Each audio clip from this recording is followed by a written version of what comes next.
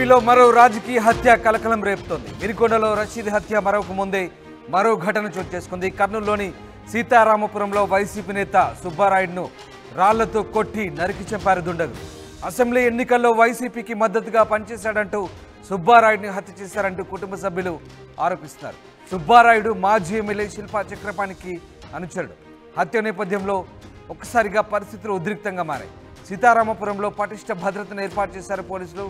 గతంలో సంచలనం రేపిన వినుకొండలో రషీద్ హత్య మరొక ముందే ఈ ఘటన చోటు చేసుకుంది. రషీద్ను నడి రోడ్డుపై దారుణంగా హత్య చేశారు దుండగులు. రషీద్ హత్యపై వైసీపీ అధినేత జగన్ స్పందించారు. రషీద్ కుటుంబాన్ని పరామర్శించారు జగన్. వైసీపీ నేతలపై దాడులు, హత్యలు నిరసిస్తూ జూలై 24న ఢిల్లీలో నిరసన దీక్ష కూడా చేపట్టారు జగన్. ఈ నేపథ్యంలో తాజాగా మరో రాజకీయ హత్య జరిగింది. శిల్పా చక్రపాణి అనుచరుడు అయినటువంటి ఈ నేతని హత్య చేసినట్టుగా తెలుస్తోంది. ఆయన్ను అతి దారుణంగా హత్య చేసినట్టుగా తెలుస్తోంది. ఈ నేపథ్యంలో మరొకసారి పరిస్థితులు ఉద్రిక్తంగా మారాయి.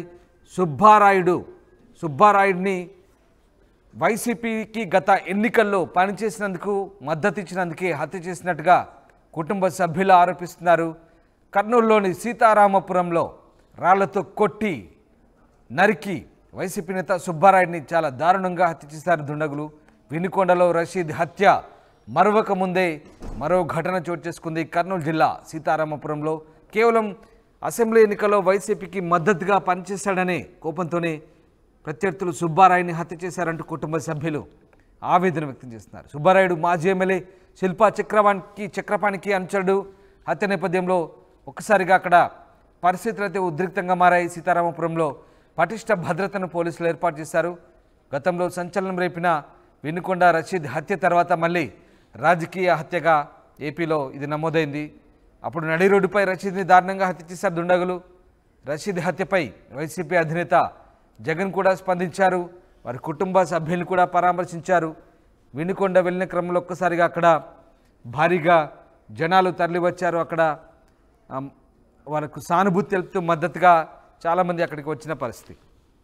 అక్కడ ఉద్రిక్త పరిస్థితులు నెలకొని అక్కడే జగన్మోహన్ రెడ్డి ప్రకటించారు, ప్రభుత్వంపై ఇక మాత్రం ఊరుకునే లేదంటూ ఢిల్లీ వేదికగా మొత్తం జాతికి దేశానికి తెలిసేలా ప్రభుత్వ అరాచకాలను వివరిస్తామంటూ ఆయన చెప్పడం తర్వాత జూలై 24న ఢిల్లీలో ఆయన నిరసన దీక్ష కూడా చేపట్టారు.